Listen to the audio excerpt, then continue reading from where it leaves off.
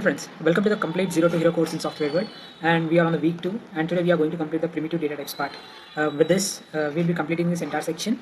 After that, we'll try to complete this by the end of this week. We'll try to complete this entire module. So without any delay, let's get started.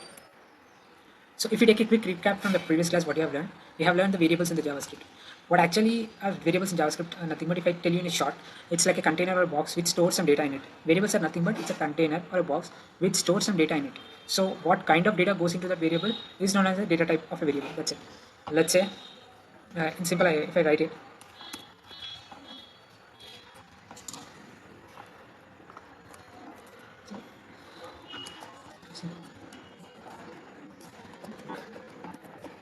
container which stores some data in it.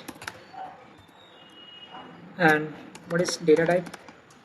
Data type is nothing but what kind of data variable, data type of a variable. There's nothing what kind of data that we store in a variable is known as data type of a variable. Data type cannot be a simple normally applicable. It is applicable to the variable only. Like let's say we are storing a number in the variable, then that is considered as a number data type. And we are storing our name in the variable, then it is considered as a string data type. Let's see all those in the examples. By the way, I just want to confirm that all these writings what I'm doing in this class, I will be uploading it in the WhatsApp channel. So do follow the WhatsApp channel for complete notes. Okay, and like let's say like first we'll see what are the different types of data types in JavaScript. We have 5 different data types in JS. Not only 5, we have more, but let's stick to 6.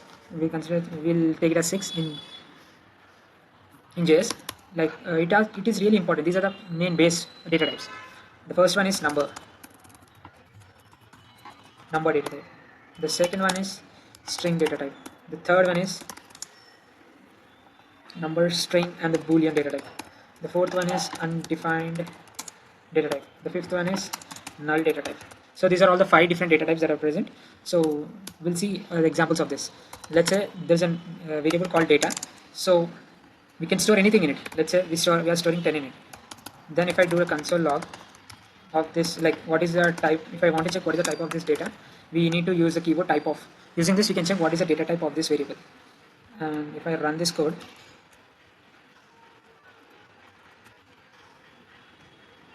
you can check it is number, which means this data is nothing but this data type of this data is nothing but number. You can see from it. Now let's say I want to store name in it, something like course. Then if I check the type of it, it will be a string. That is as simple as that. Whatever, like if you want to save any names or anything like kind of string words, that is considered as a string, and the numbers, floating points, like let's say 79.7. This is considered as also number itself. But in other languages it is considered as a floating data type, but it's okay. Like in JS it is considered as number. And the other things like boolean. Let's say you want to store true or false, then true or false are considered as booleans. That is stored in this way. And undefined. Undefined is nothing but whatever, if you just declare a variable and leave it, then the data type of that will be undefined by default. That's it. And if you want to store anything, like let's say the other is null. Null is nothing but it is an, if you want to store anything intentionally null in the data variable, then it is considered as null. Like in place of objects, if you want to store null, then it will be, by default it will be null, but the data type of that will be object. I guess yes, object. Yes, we will learn all what is our object and all this in the next session, but we'll stick to this. These are the 5 data types currently we have. And the other one, sorry I forgot to mention it here, that is the date data type. Date is also a data type. So we'll see what the date data type is. Let's say there is current date. We can get the current date by using the new date method. And if I console, like if I print it, current date, then I get the current date. What is our current date that I got here? That is our 30th November. That is elections day today, by the way. Okay, this is what we get. And what we can get from this is that we can get even a particular parts from our date. Like let's say I want to get a year. What is the current year? instead of getting a complete year, we can just get current date, do like this, current date dot get full years. Sorry, I think it's a get full year. Yeah, it's a get full year. Yeah, it is stored actually. We need to print it. So console.log. If I do, if I print it, then I will get the 2023. Yes. In the same way, we can get month as well. Current date dot get month. And if I want to print that as well, I can print month, and we can even print day, like current date. Date in the sense what is exact date, 31st, second, like that. Current date dot get date. I can print that as well. Date. If I now run it, I get complete details like, oh sorry, I forgot. Month will always be from the index 0 to 1, 0 to level. So we need to add +1 to it so that we can get level 2023 level 30. These are the different data types, and we'll discuss in detail about these indexes and what are these in the future lessons. But just consider adding one will get our desired result. That's it. And I hope you all understood what is data type in JavaScript. If you take a quick recap of what you have studied till now, that is nothing but uh, key takeaway points. Let's consider key takeaway points from this video. That is,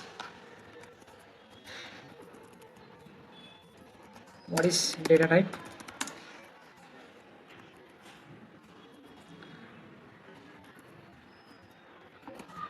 how to check the data type of a variable,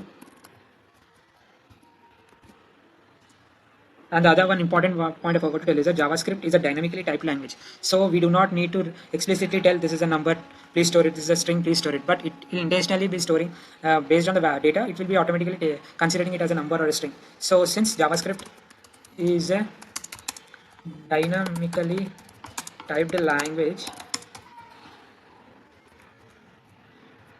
we need not worry of data types. It will automatically be considering the data types, and that is it, guys. I hope you got a good understanding of what is data type and why we need this and how to check the data type in JavaScript. And these are a few things. I hope I've brought some value in this video. From this video, please do follow this course completely so that you can get complete knowledge how to enter into the software world. And that's it, guys. Thank you all.